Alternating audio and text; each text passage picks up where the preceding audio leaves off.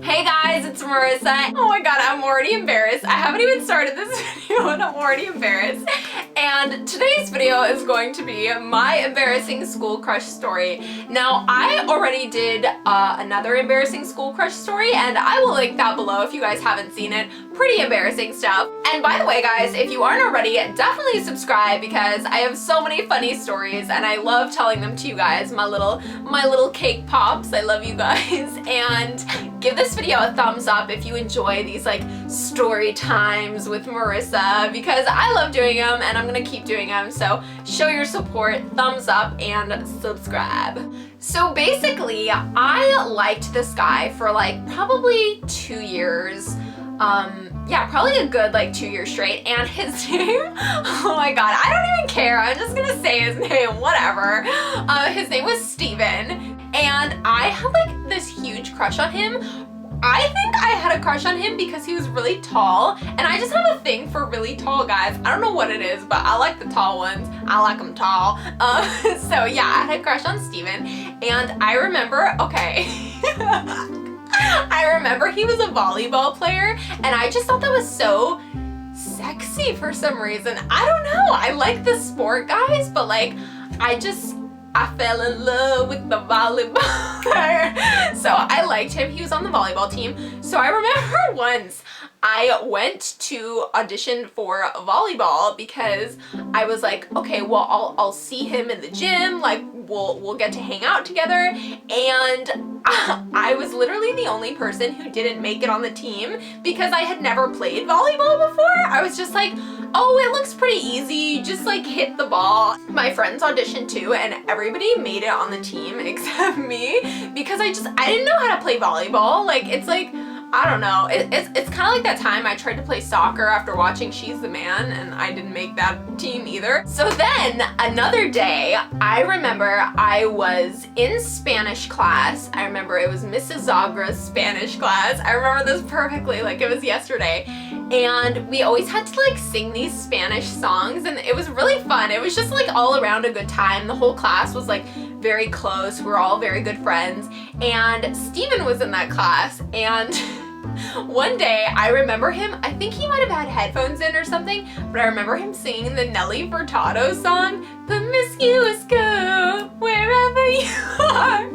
And literally for the next 2 years, I started singing that song and I was like, I would go around because all of my good friends knew that I had like a major crush on Steven. They knew that like Steven was off limits to liking everyone else.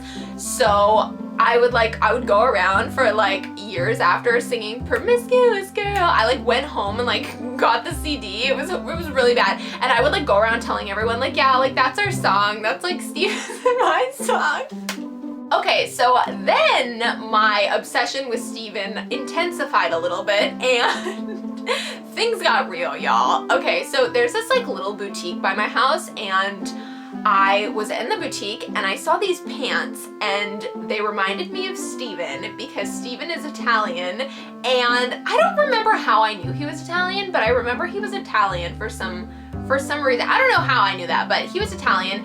And so I saw these pants and so I bought them and I was like, oh my god, I have to buy these pants and wear them in front of Steven. They were these like white pants, all white pants with green stripes on the back and they said Italia on the butt. And so I bought them because I knew he was Italian and I would always wear them in front of him. Like I remember he had a locker next to one of my friends and so I would always like wear them and like try and like show off my butt and be like, I wonder if Steven's looking at my butt. I don't think it worked though because he still didn't like me. So the last embarrassing thing that I can remember doing in front of Steven is, okay, 4th period I had cooking class.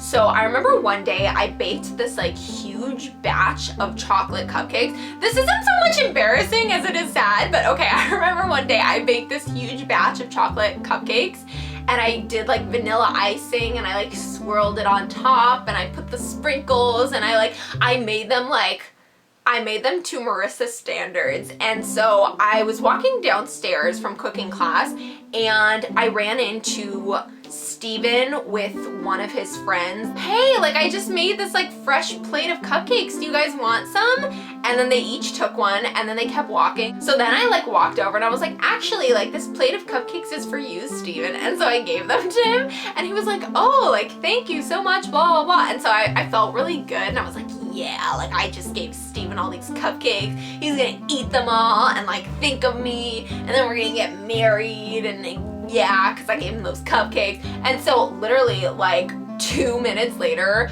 I hear him giving away the cupcakes to this group of Asian girls. Steven had a thing for Asian girls, and that's not racist, that's a factual statement because it's true.